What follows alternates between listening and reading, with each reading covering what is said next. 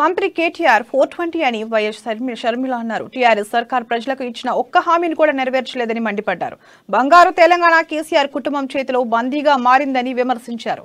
కేసీఆర్ ఒక గజ దొంగ అని షర్మిల కాళేశ్వరం ప్రాజెక్టులో 70,000 కోట్లు దోచుకున్నారని ఆరోపించారు. ధరణి పేరుతో భూములు కాజేసే కుట్రలకు తెరదీశారన్నారు. బాగానే ఉంది. ఇన్ని సంవత్సరాలు మీరు డివెట్లు పాడుకున్నారు, చెట్లంబడి పుట్లంబడి పాటలు పాడుకొని డాన్సులు చేసుకొని ఇప్పుడు మీరు డివెట్లు పాడుకునే టైం అయిపోయింది. ఇప్పుడు మీకు గుర్తొచ్చింది బీజేపీ పార్టీ వాగ్దానాలు నిలబెట్టుకోలేదని. మంచిది, ఇప్పుడైనా మాట్లాడుతున్నారు, మంచిదే. కానీ మిమ్మల్ని ఏమనాలే?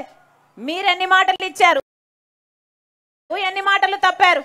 ఇంటికో ఉద్యోగం అని చెప్పింది మీరు కదా, మోసం చేయలేదా? నిరుద్యోగం తీస్తామని చెప్పింది మీరు కదా, మోసం చేయలేదా?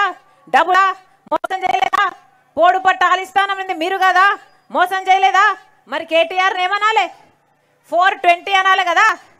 మోసం చేసిన వాళ్ళని ఏమనాలే? 420 అనాలి కదా.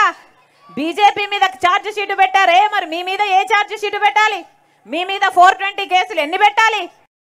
ఎన్ని వాగ్దానాలు ఇచ్చారు, ఎన్ని వాగ్దానాలు తప్పారు, ఎన్ని 420 కేలి? అసలు ఈ కేసీఆర్ కు కేటీఆర్ కు మించిన 420లు ఉన్నారా మన రాష్ట్రంలో? ఉన్నారా మన రాష్ట్రంలో? అలా తయారయ్యారు నాయకులు. ఇక ఒక ఎమ్మెల్యే అంటాడు మునుగోడులో, ఇక ఒక ఎమ్మెల్యే అంటాడు మునుగోడులో అసలు టీఆర్ఎస్ పార్టీకి ఓట్లు వేయకపోతే అట పెన్షన్లు బంద్ చేస్తాడట, అసలు ప్రభుత్వం నుంచి వచ్చే పథకాలన్నీ బంద్ చేస్తాడట. కేసీఆర్ గారి